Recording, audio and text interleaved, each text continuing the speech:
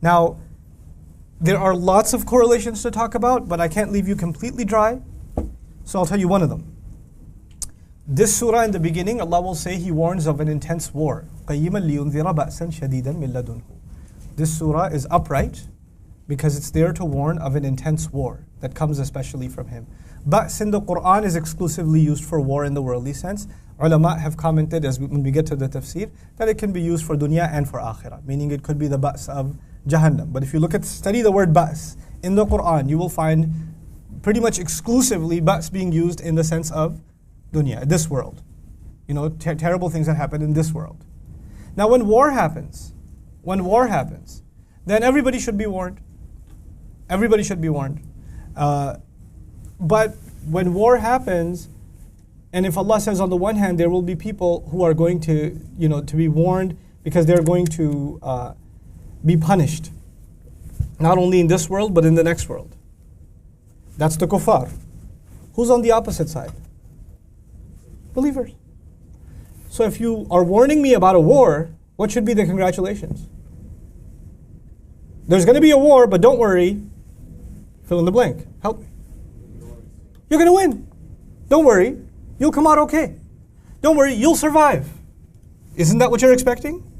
He says, وَيُبَشِّرَ الْمُؤْمِنِينَ الَّذِينَ يَعْمَلُونَ الصَّالِحَاتِ أَنَّ لَهُمْ أَجْرًا حَسَنًا. And I'm thinking, okay. So He's giving good news to believers who do good deeds. They're going to have a beautiful reward. I'm thinking maybe the reward is also where? Here. He says, no, not this reward. مَاكِثِينَ فِيهِ أَبَدًا.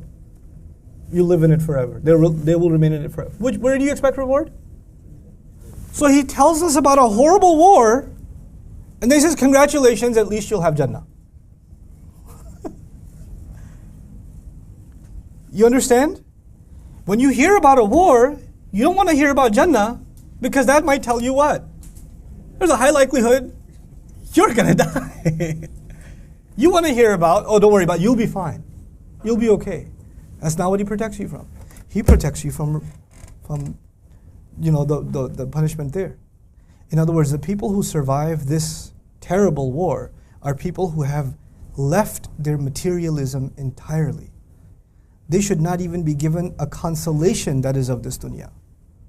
Even the consolation that they've been given is of the akhirah. Because Dajjal is on one extreme. What's the extreme? Dunya. The believers, in order to combat him, will learn to place their expectations where? Akhirah and akhirah alone. They're going to learn to place their expectations in the akhirah. Now, one of the things that perplexes me about this, so I'm getting ahead of myself, but I can't help it.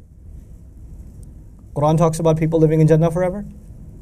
It talks about what expression is used for they will remain in it forever. You must know the Arabic. Khalidina fiha abadan. Does the surah say Khalidina fiha abadan? It says Makithina fihi abadan. And usually Khalidina fihi abadan is not even a separate ayah, it's part of an ayah. Here what happens? Separate ayah. First of all, He makes just that statement a separate ayah. Then He uses language He doesn't use elsewhere. Khalidina fihi abada. Why not Khalidina fihi? Why Makithina fihi abada? There must be something really strange and unusual. Like there's an unusual call to put your hopes and aspirations in the afterlife, first of all by separating it into an ayah by itself. And then using language that He Himself subhanahu wa ta'ala doesn't normally use. He uses different language. When you get to that ayah, you'll see. But I'm giving you a hint already. It has to do with materialism and the fight against materialism. That the expectations of the akhirah are given a higher priority. And since I've already dropped that one, might as well drop the next one. And that is, you will see this run across the surah. And every single one of the stories that are, 4 stories, you remember? These young men have their expectations in the right place. Okay? They don't say, what's going to happen to my youth? I'm a young man, I'm not even married yet. What am I going to do in a cave? Where am I going to get food? They just go. Their expectations are in the right place. It's because false expectations are in this world. Correct expectations are with Allah. Next story is a guy who has a garden, and his false expectations are where? With his garden. The next story is Musa alayhi salam not to have false expectations based on what he sees. There's a deeper reality. Don't realize, there's again false expectation. Then the final story is who? Dhul Qarnayn. And Dhul Qarnayn causes or has like victory after victory. And when people are used to victory, then they give a victory speech. And in a victory speech, I'd like to thank my soldiers who risked their lives. We are number one. Right? What does he say?